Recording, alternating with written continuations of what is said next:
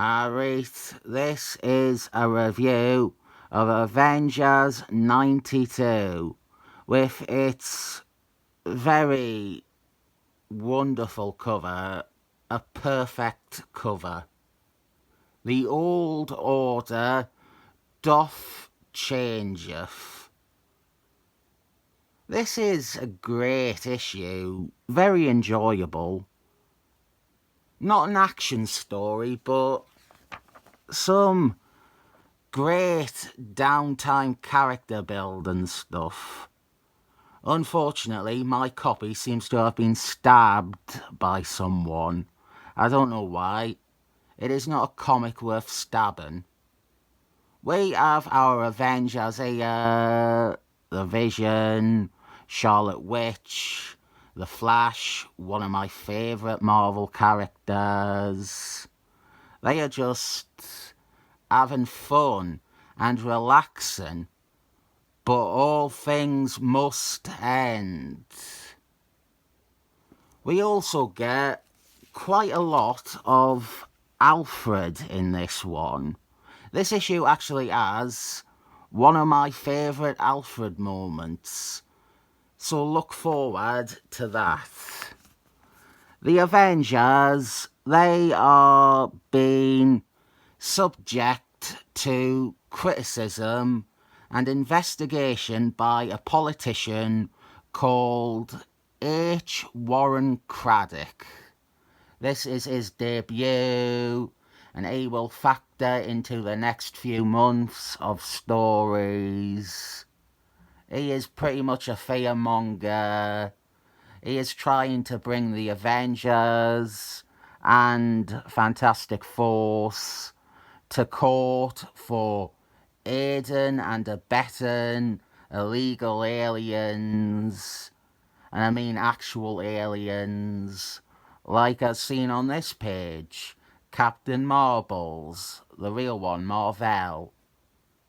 After a couple of issues with the team, Mar-Vell has taken up residence at Avengers House. He is a guest there. Between this issue and the previous one, off-panel, Captain Marbles, the real one, Mar-Vell, was made an honorary member of the team. Fight me on that, bitches. I am armed and dangerous and ready to destroy any of your arguments. Craddock is accusing the Avengers of housing an alien invader, of harbouring an alien, and due to his rhetoric, there are now dozens of protesters outside Avengers House demanding that the Avengers turn Mar-Vell over to the government. And then Karen Daggers, before she was Miss Marbles, and before they ruined her by making her into Smelly Brie Larson's, Karen Daggers arrives to visit her old pal, Captain Marbles, the real one, Mar-Vell. And this leads to a spectacular helicopter crash that does not flatter anyone involved in the scene and would only give ammunition to the hysterical protesters who have witnessed it. Everyone is okay though, and we are also starting to develop a relationship between the Vision and Charlotte Witch in these issues, their ongoing romance. Karen Daggers, she has come to the Avengers because she wants to help Captain Marbles, the real one, Mar-Vell.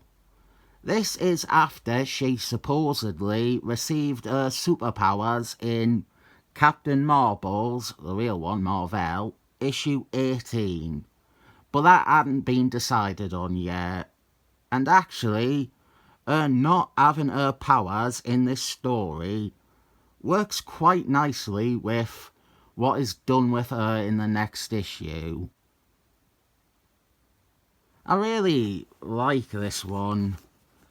I have seen some people over the years really down on this story and these comics, really bashing the writing more so than the art.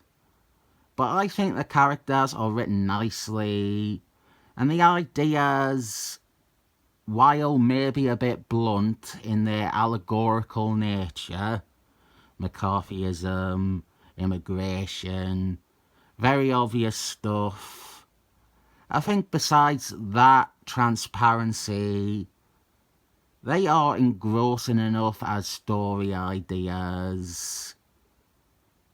We are making things up as we were going along, but it doesn't come off anywhere near as bad as it usually would when that is the case. Here, Mar-Vell leaves with Karen Daggers to try and save the Avengers some bad publicity. And another character getting some spotlight is Dickie Jones. He is Captain Marbles, the real one, Mar-Vell. He is his closest friend on Earth. So he finds himself squarely in the middle of all this drama. He was the one who brought Mar-Vell to the Avengers in the first place, and now he is feeling bad about everything that has occurred because of it. We also have foreshadowing here, with Dickie Jones thinking of Goldie Age superheroes, which will be something that he much later creates with his latent superpowers to stop a war between alien races. I am trying to avoid spoilers in this video, but I feel like everyone knows that one. So now, with Mar-Vell gone, the Avengers appear in court, and what we have is political debate. We have a guest cameo from Mr. Fantasticals and the Thing. Mr. Fantasticals explains Fantastic Force's history with the Kree people, and then the Thing is characteristically a turd. And then the Avengers, they get ambushed at this inquiry, with H. Warren Craddock arguing that the Vision isn't even human, and human land is for humans, not robots. It is a light issue, but not every issue needs to be action-packed. Here is the Alfred bit. When the Avengers were on trial, the rioters broke in and ransacked Avengers' house. And now Alfred is stood there in the trashed mansion saying that he tried to stop them. I think this is quite integral to Alfred's character going forward. We will time and again after this see him, despite him having no powers and his advancing age, he will often throw himself in harm's way to protect or defend both his charge and civilians. As the cover has already told us, the big three arrive: Captain America, Iron Man, and Thor, and they fire the current members. They feel that their appearance in court has tarnished the team's image, and that they are not worthy of being Avengers no more. I haven't done a great job with this issue, but I do recommend it. This is classic Bronze Age Avengers goodness. Character drama, soap opera, that is its strengths.